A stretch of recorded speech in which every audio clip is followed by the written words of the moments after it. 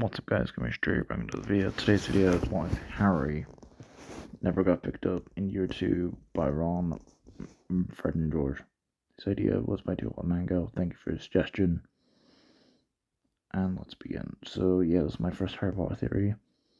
I'm trying to analyze the universe, why this didn't happen, and how the story would have gone from this point. So the events of Philosopher's Stone would be completely the same because there was no reason for anything to change prior to that point. So basically Molly captures Ron, George and Fred, and I think that's the way I would do it. But now they've been caught, they would still go to Hogwarts, right? So Harry's stuck in the Dursley's house.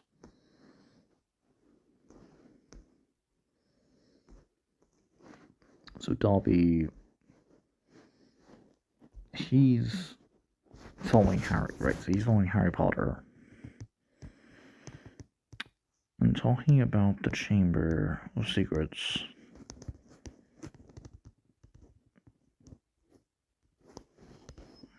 I think the first real change is Dumbledore.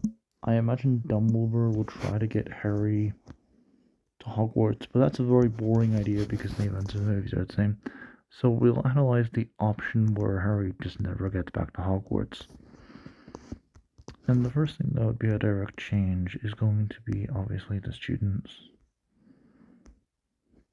Simply put, I believe Lockout would still be hired because there's no reason for that not to be the same, as Dumbledore wanted to call him out. I think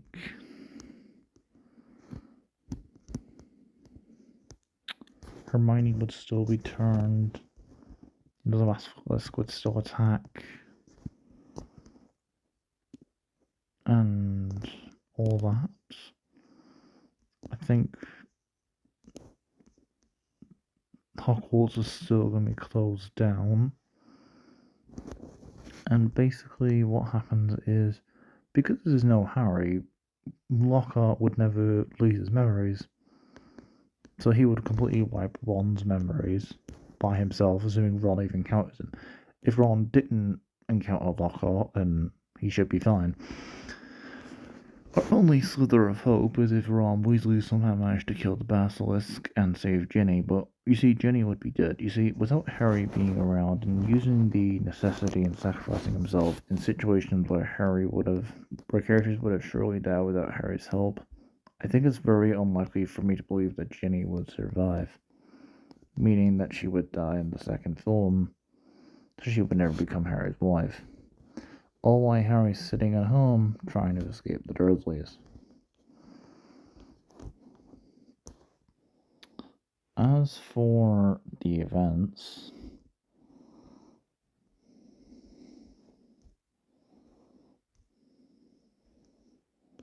Voldemort will be back in power by the second film, which is really crazy to think about considering the fact that he died and then just wasn't around.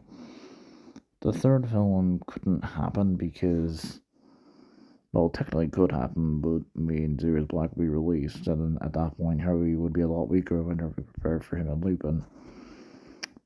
The Order of the Phoenix, Sirius wouldn't die. Goblet of Fire, Cedric probably would still be alive if Harry doesn't enter the tournament, so there is that. In Order of the Phoenix, Sirius wouldn't die either because Harry would never be tricked by him and he'd never go off by himself. Slughorn would still be around and Voldemort would be much more powerful. This is a completely negative outcome because Voldemort's going to take over the Wizarding world and just never, be defeated. So that's the complete theory on that. But let me go through the process anyways. So in the third film, Sirius would be killed because without Harry being there, he'd just die. Lupin would still be alive, but would probably be arrested by the Azkaban because they would actually probably find he's a werewolf. Assuming Harry isn't there, in my opinion, he probably wouldn't be around. But he definitely wouldn't be a teacher, so there is that. So I think Hermione would be dead. So Ron's really the only person who's alive at this point. Lockhart is still in a teacher's school. And we're just going to quickly move everyone else because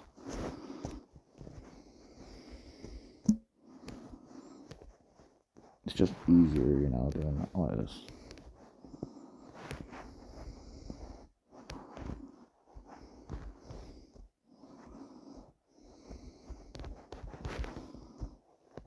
And I think Cedric should win, considering the fact that he won in the original and would have won if Harry wasn't around. So I think Cedric should win the tournament. But none of this really matters because, again, Voldemort would take over the entire planet and would be the ruler. But we're just going through the events to see how every character changes. Order of the Phoenix, without Sirius there to take the shots that are needed, there may have been more casualties.